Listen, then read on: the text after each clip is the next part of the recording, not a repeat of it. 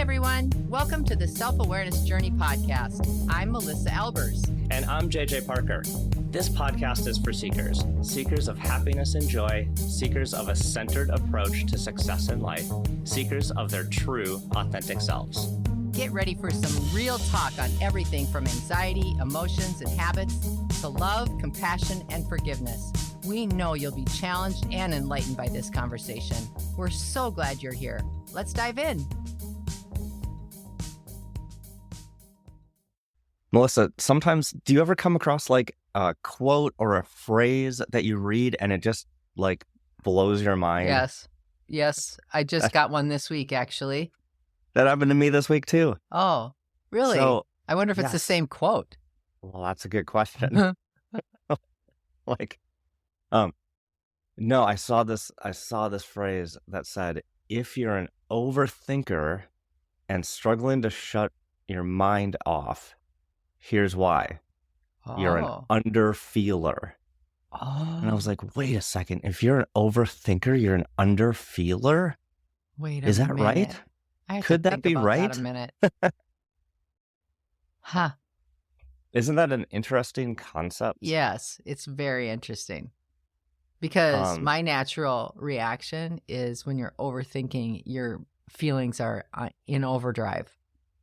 Which is not at all what this is saying. It's saying the opposite of that. It's saying the opposite. Okay. So almost like overthinking is like a symptom of underfeeling. Well, I'm ready to explore this. This is interesting. So first I was trying to think about like what is underfeeling? You know, like I think we've had discussions about like being overly sensitive or being a sensitive person. Yeah. But that's more like external sensitivity. We talk about self-awareness, which is us trying to like be in touch with our like inner body. But like, what would you think underfeeling means? Oh, I've got several clients that fall into this camp. I do. Yeah, okay. I do. Well, these are my perspectives, not clinical professional, perspectives. Of course. We always have the general disclaimer. I know. I had to feel like I had to say that. But what I interpret that to be is somebody that's out of touch with their feelings, or they hadn't liked what their feelings were, so they learned how to turn them off or ignore them or numb them out so much that they now are even in a state where they hardly know they have them. Oh yeah, like they kind of like dismiss them, completely disassociated from those feelings. Avoidance.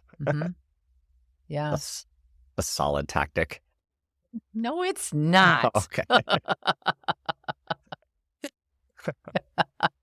I do think too is that the avoidance is the beginning of that path. Avoid my feelings, but then as you go further in and you naturally are doing it more and more, practicing even without awareness that you're practicing, then you are literally disassociating from them, not even avoiding them, but you just don't even recognize that they're there. Yeah. Well, when I was thinking about it too, for myself, I think if I'm doing that too, I'm also like trying to rationalize or logic my way out of my emotions. Yes. Yeah. So. I actually find that if I get overwhelmed emotionally with any kind of specific emotion, whether it be anxiety or nervousness or anger, I will find myself doing that too. It's trying to talk myself out of it with logic. Yeah. I think there's like an interesting thing there because, especially with that logic idea, is that culturally, a bit in our culture, definitely in other cultures, there is this idea that like being a stoic person is a good virtue, right? So is like underfeeling actually just being super stoic or? Yeah, interesting. Yeah, and I think you're right that cultural norm says if you can stay more neutral and more objective, you can get along with everybody. You can be the problem solver. You can lead people through difficult things. So it does look like a virtue. Yeah. I think it is funny that exactly what you said is true. and I totally disagree with it. Yeah, same. I think that's like I'm with actually you. not the way you lead people. Right. I'm with you. Yeah, but I do But it think is that's funny the how cultural stereotype or the norm that people have expected. And maybe that goes way back, I would think so. Like a lot of these things that we talk about, some Yeah. of them are very deeply rooted in Yeah. our brains. Right. So like when I was thinking about this, like the overthinking idea, so or like how those two are interacted together. Like, so what about underfeeling causes the overthinking? Oh, interesting. What about the overfeeling causes overthinking? Underfeeling causes overthinking. Yeah, sorry. Did I say that reverse? Underfeel. Okay, I think when somebody isn't having emotions and they see everybody else around them is having emotions in the exact same conversation or topic or whatever, I think sometimes it's very normal for us to jump into self-judgment, It's like, oh, we're doing something wrong all the time. We're not good enough. I mean, that's a constant play that happens within people's brains so often. And I think right here is one of those very typical times. So it's like if you have turned your emotional volume down so much that you can't hear it, but then you're watching everybody else around you have a really strong reaction, I think it's really normal to start going, why is that? What happened? How come I'm not? And your brain goes into overdrive trying to sort it out. Is that bad that I'm not doing that? Or is that actually good? Where did I get that? Have I always done that? I mean, that's what happens. It's just a steady stream of diagnosis and questions. I think that happens for people. Yeah. The other thing I was thinking about is if you are not recognizing your emotions, like they're there. Yeah. Right. Yep. Like we talk about, they're right. always there. Yeah, of course they are. Yeah. And you're feeling a way, but you don't know why you're feeling that way. Your brain just starts making up all sorts of reasons why you should be feeling a particular way. Like, if you just have some sort of uneasy feeling, but you're not really really consciously super in touch with that, and there's an undercurrent there, you just start spooling up all sorts of reasons why you're probably uneasy. Right. Yeah. Yeah. So almost the opposite of what the example I just gave. It could be more of that you go into the justification of why it's okay that you're like that. Yeah. And it's a constant conversation to keep yourself not feeling bad about it. Yeah. The other thing I saw the other day was, I was reading a book, and in the book, there was a statistic that like on average, people can name 3 emotions out of like the 30 emotions that there are. If that's true, I feel depressed. True, that's sad, isn't it? If that's true, I feel depressed. There, that's a feeling. Do you think that's true? That seems awfully I would love to low. go see, like validate, like if that's actually true. But whether it's true or not, I think like the point still stands. I just don't think that we're very good at identifying and putting language to a lot of the things that we're feeling. Yeah. Which I think causes this overthinking problem. Yes. Right? If I can't identify it, okay, so it's like a naming and claiming problem. Yeah. It is totally that. That actually resonates for me, how you just are going down that path, because if you're feeling something that you can't identify, then how are you supposed to process it through? And if you can't process it through, how are you ever supposed to feel better? And what do you do in between? Oh, look at this. We solved all the problems. Grab a dictionary, folks. Boom, mic drops. I'm not going to drop my mic because it was already real sensitive this morning. Well, I don't want to get us totally off on a tangent, but this idea that that language actually helps us process our emotions, and if we, like you said, if we can't put a word or language around what we're feeling, we're going to have a real hard time processing it. Right. which is probably going to cause this like chatter in our head to try to figure it out on our own. Mm-hmm. But if we don't have the tools to figure it out, Mm. we're just going to spin. Yeah. Yeah. Well, there is a huge rabbit hole that we could easily drop down. We'll have to, you know what? I think we should have a podcast on different languages. I think we should do that at some point, because I think that this is why people, even in actually speaking different languages, Yeah. how we keep losing languages Mm. because they're merging into the other bigger ones. And this is what's being lost: the culture, the Oh, history, the yeah. emotions, Yeah. how to express, like all of that. So we'll have to do a pod on this. Okay. I'm not even going to attempt to say the word because like I'm reading it in a book. So you know how when you like Yeah. read words in a Yeah, book, you yeah. just like completely butcher them. Yeah. When Yeah. you try to Or say you put them them in out the air loud. quotes in your mind and go, and da-da-da-da-da, word. Word. Da-da-da-da-da-da. Yeah. Anyway, I was reading this book. And there's this like German word for a feeling Mm. that is like Really? That's funny. it's like a combination of like they have a word for what it feels like to be happy that someone is like that something bad happened to somebody. Now it's sounding more German. This is my heritage. This is why I'm making fun of it. But Oh, in the book they're like we don't that's have an terrible. English word for what that is. Ah, So exactly what you're saying is yes, like it's a we have cultural difference. lost in our language, we have lost Mm-hmm. some words that define some emotions or some experience. Mm-hmm. Right. And now that we don't have them in our like just daily vocabulary, it's hard What to process happens? what that means Yeah, when we precisely. feel it. Yeah, Right. that is fascinating. It is. That is fascinating.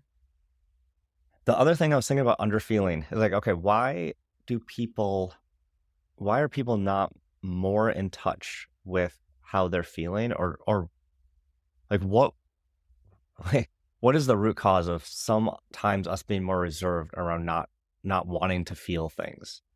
Like we talked about kind of being stoic, Right. but what other things prevent us from wanting to like go dive in there and see how we're feeling? Well, I have a very first word that just hops up, but I want to hear you answer it first. Okay. What do you think? Well, What do you to me, think I think it's a prevents us? lot around social conditioning or Okay. or like how you were, Yeah. how you were raised. Yeah.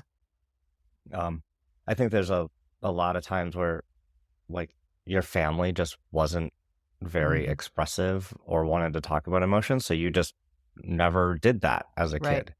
So as an adult, if you're hosting a self-awareness podcast and you want to like Mhm. get more in touch with that stuff, Mhm. you don't have like, I don't want to say like Yeah. we were like unemotional as a kid, but like my dad, he Yeah. like rarely expressed any emotion, right? So Still. he's a very Still. stoic man, right? Yeah. And that's again, that's in a lot of cases, Mhm. especially for him at work, it was a very good virtue. It served him well. Right. But there's probably there's a Yeah. there's another side to that, right? There's a Mhm. downside to that too. Yeah. Well, I will plus one and then I will add one. So I think I'm plus oneing what you just said, that the social conditioning in your family is huge. So the example that you gave, I think, is very, very normal and typical. Not normal. Let's remove that word. Typical. Mhm. It's a very typical That's a thing. typical, yeah. In my family, it was not acceptable with my mom to ever talk about or have any bad emotion. Not acceptable. So if I was upset or sad or anything like that, it was get out of me, don't be here. You can't be here. If you're going to be like that, go to your room and shut the door.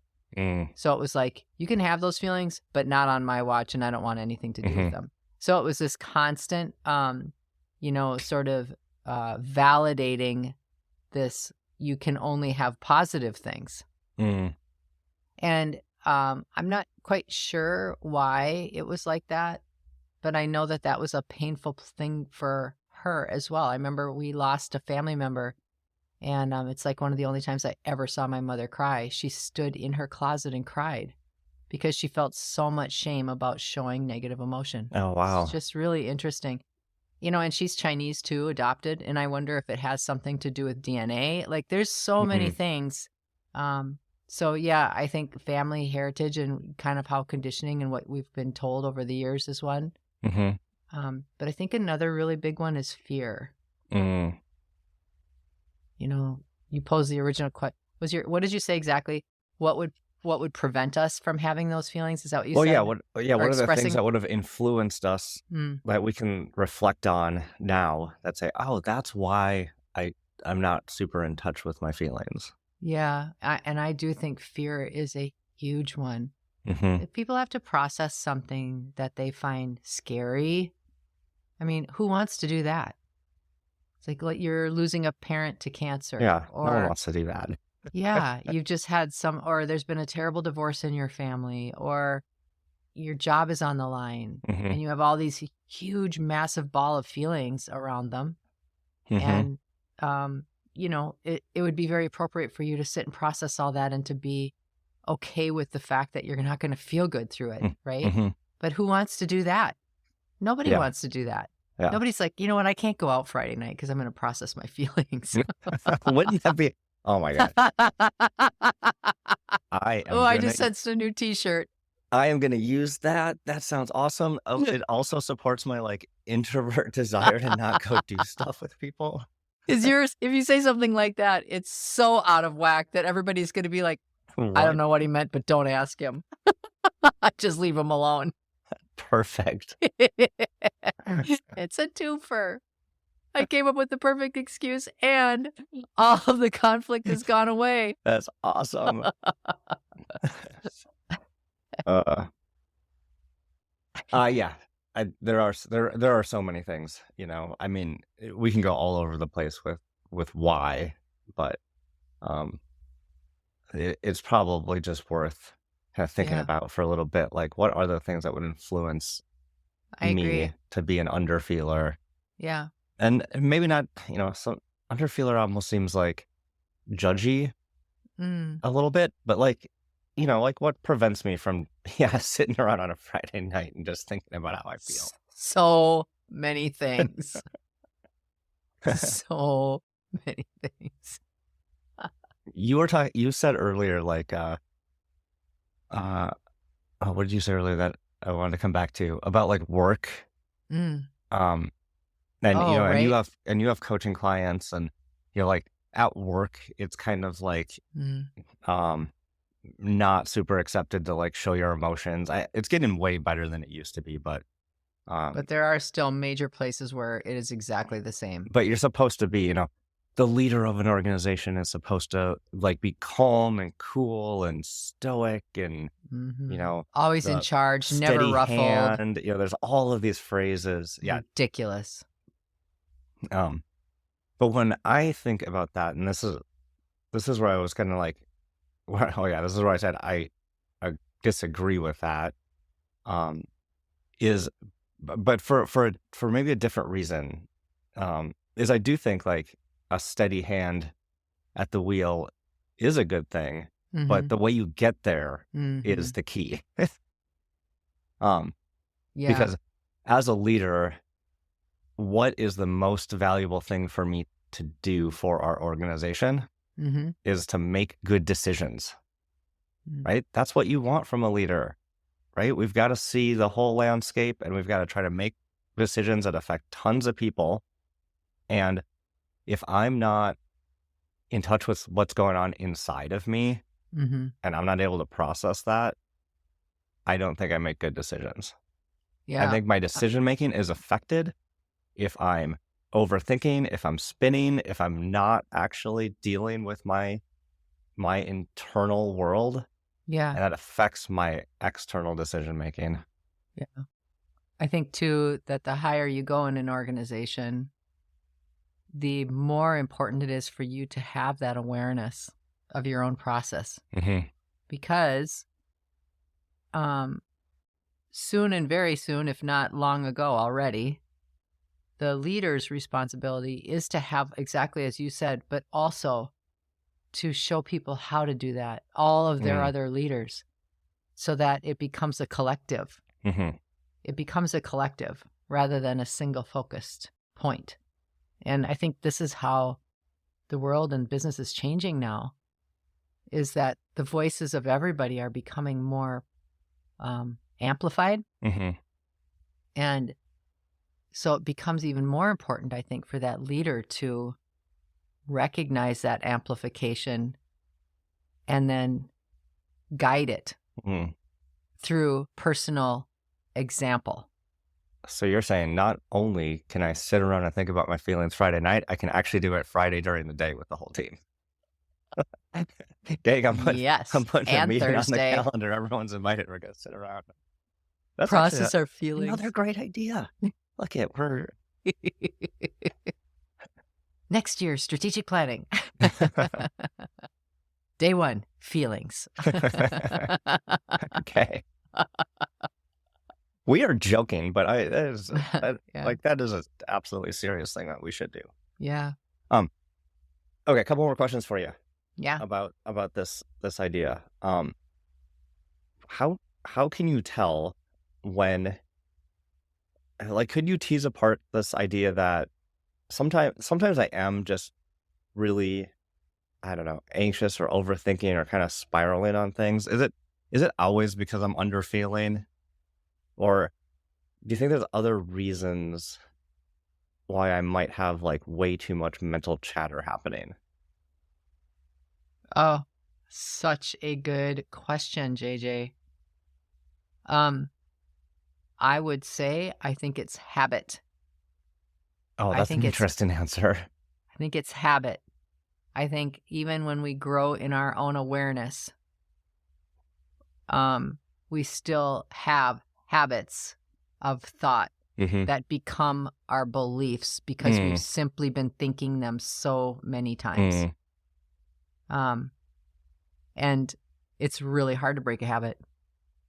Yeah, so like what I heard you say is that when you have too much chatter going on in your head, maybe ask yourself, is this habitual thinking? Or am I feeling something that's like that my brain is trying to resolve that I haven't noticed yet? Yeah. I one of our colleagues that's near and dear to both of us, I'm not going to list out who he is, but years ago he had a huge temper, and he would lose it all the time. And around his leadership team, people were scared of him, and he recognized it, and for a really long time tried to change that because it really did become something that didn't serve him anymore, nor did he actually know how to be any different. He just didn't like that. And one of my very favorite moments for him is when he hired a new GM. And here he was losing it one day, just shouting and arms flying and stomping around the conference room. And this GM had a few years on him and was sitting very calmly in a chair just watching the antics going on and shouting. And then he came up for air and he stopped and he looked at this new GM, and the new GM said, "Or?" Just using a simple word like, you're so sure of your sureness, you're losing it, and you're just ranting and raving in this one particular thing that you're so positive is exactly how you see it. And this GM was like, "Or?" And it completely broke the ice. And this is a whole process that began for this friend of ours, and he is no longer that person. So I think that, sometimes we habitually get in certain patterns because it feels normal. It feels predictable. We know what it looks like. We don't have to guess. We'll spend no energy trying to recreate, and all that is a habit. Yeah. We talk about self-awareness. I mean, obviously, we talk about self-awareness all the time. And coming back to like some of the stuff that like you use in coaching, and that kind of like the self-awareness journey is based on is this idea that like we've got our centered self. Yeah. Some things knock us. Yeah, something triggers us.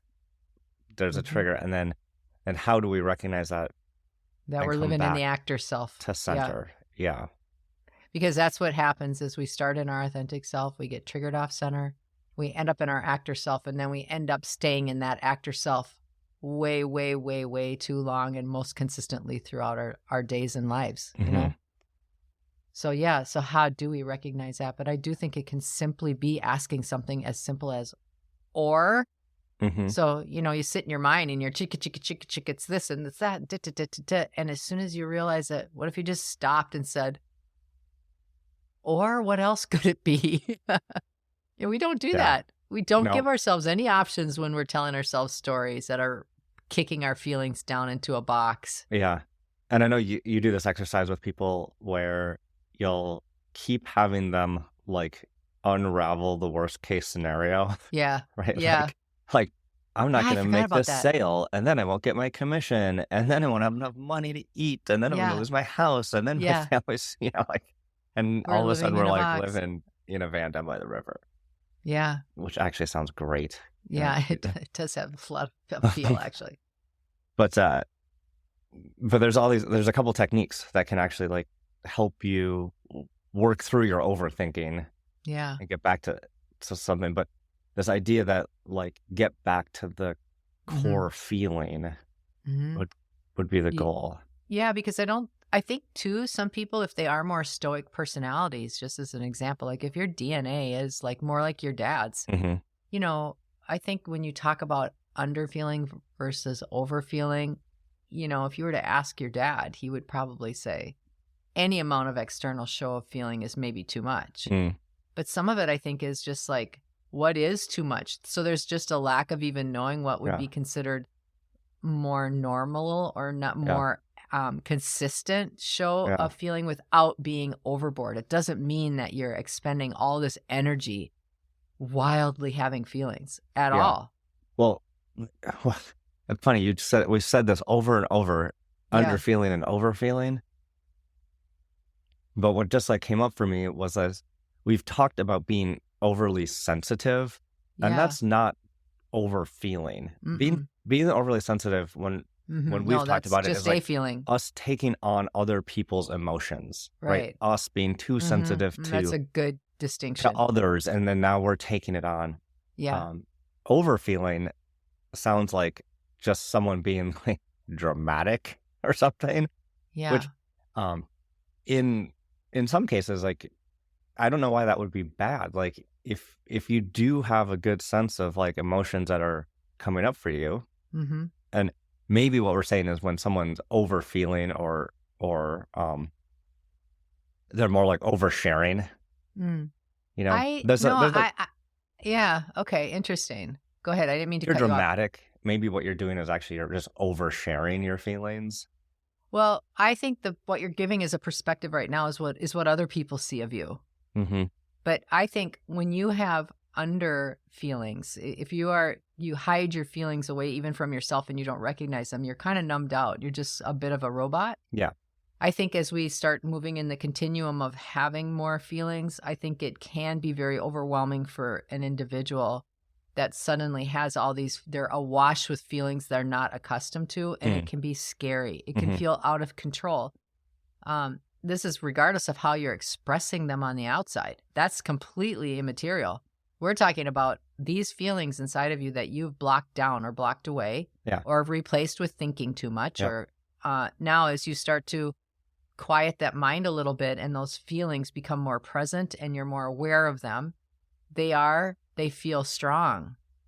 Even if they're not particularly strong, I think they can feel that way. And so then it can become an overwhelmment and it can be scary for people, you know? And I think that's why a lot of people avoid or stay safely tucked away and they can live their whole lives that way, but it's lacking richness and texture. You know, you're not in partnership with people truly if you've completely locked your feelings away. So I think it's just finding that balance. And I've said a lot of times, you and I have talked about those human beings have waves. We just have waves up and down. And the goal here is to have like scalloped waves. Some good, some not so good, but not tidal waves. We don't want to be taken under the current. Yeah. Right. And I think that's where we're talking right here. Yeah. The idea that people are oversharing I was more reacting to like a fear as a stoic person is that I don't want to go Oh, like, sure. like you see someone who's like really dramatic and like, yeah, I don't want to be like that. But Yeah, but right. I would say Hell that no. in general, people are under feeling Yeah, like across the board. yeah, yeah. Or certainly they have learned how to hide it so Yes. well Yeah. that people can't help them in any way, shape, or form because they've got it locked down. Yeah. This is a really interesting conversation. I'm really glad you brought this up. It's given me a lot to think about this morning. Did you enjoy this episode? Please go to your favorite podcast platform to subscribe, rate, and leave a review so others can discover it as well. Growing self-awareness is a lifelong journey, and there's always further to go. And it's better when we're all in it together. Please think of someone you know who could benefit from hearing today's conversation and share this episode with them. We can't thank you enough for listening. Until next time, happy exploring, seekers.